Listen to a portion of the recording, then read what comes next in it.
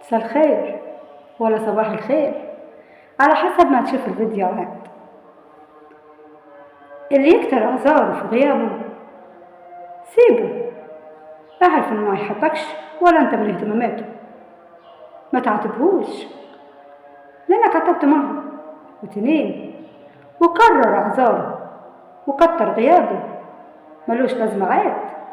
خليك واد ناصح ولا ست ناصحة وتعرف وتفهم انك ملكش مكان في قلبه ولا في وقته ولا في مشغولياته. ما تجبرش الناس انها تكلمك.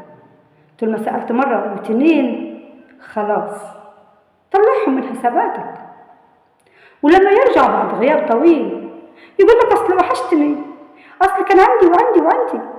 قل له ها عايز ايه؟ انا معاك ومش هقصر معاك لو عايز حاجة، واديله اللي عايزه ومشيله مصلحته. بس ما تثقش فيه تاني وما تحطوش في قلبك انه من ضمن اصحابك الغاليين وانك تعشم فيه قوي. وبلاش اصلا تعشم قوي في اي حد، وما تقولش ان ده مش هيتغير. لا، ده هو ده اللي طلعت بيه من الدنيا صاحب وصديق. لا، هيتغير ومع مرور الوقت هيبان. هي البدايات شبه بعضيها. لا، البدايات ممكن تكون مختلفة. في واحد يدخل بحجة المصلحة، بحجة يحبك، بحجة انه خايف على مصلحتك، بحجة انه ما فيش غيره هو اللي يحبك وخايف عليك. ووسط الايام تعاملاتها تبان، وكل واحد على قد ما قدرته ونفسه طويل في التمثيل وعلى قد مصلحته عندك. في ناس نفسها طويل ما تحسش معاهم غير بكل حنية ومحبة عشان بارعين قوي. بس النهاية واحدة، هتتغير الناس وتتغير النفوس وتفترق الطرق وتيجي تدور في حياتك تلاقي ياما محادثات وياما مكالمات وياما كنتوا صحاب وياما ما كنتوش تقدروا تاكلوا لقمة من غير بعض ودلوقتي ما تعرفوش طريق جرة. بلاش تعشم في الناس والنفوس، لا خلي روحك هتفارقك وتفارق جسدك، يبقى الناس مش هتفارقك.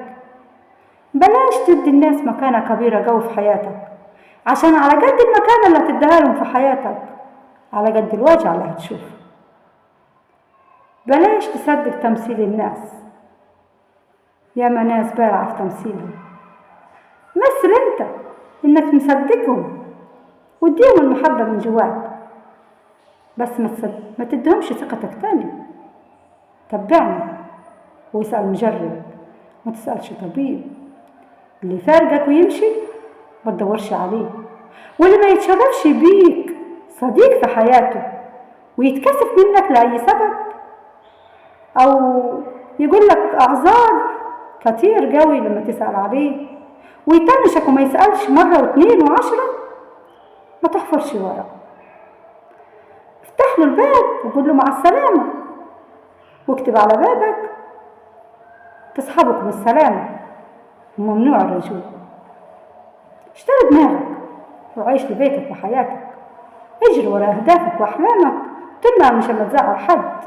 طول ما انت ماشي بضمير راضي ربنا مالكش دعوه بحد، ما تعشمش في حد. وحاجه اخيره كمان، كل اللي مشي من حواليك وانت ضعيف وانت مش ناجح هم هبل الناس اللي هيسقفوا لك لما تبقى ناجح ومعروف، وهيجي قد ايه يقولوا لك عن محبتهم.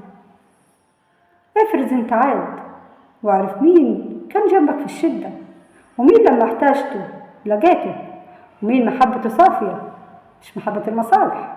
ماشي مصالحهم، اوعى ترد حد حتى لو خابر وفاهم وعارف ان ده عشان مصالح. بس ميز مين اللي بقريب لقلبك ومين اللي بينزع نفسه من قلبك بقسوته وهماله ومعاملتهم العفشة. كانت معاكم سعدية، خلي بالكم وميزوا بين الناس وبلاش العشم الزيادة. سلام.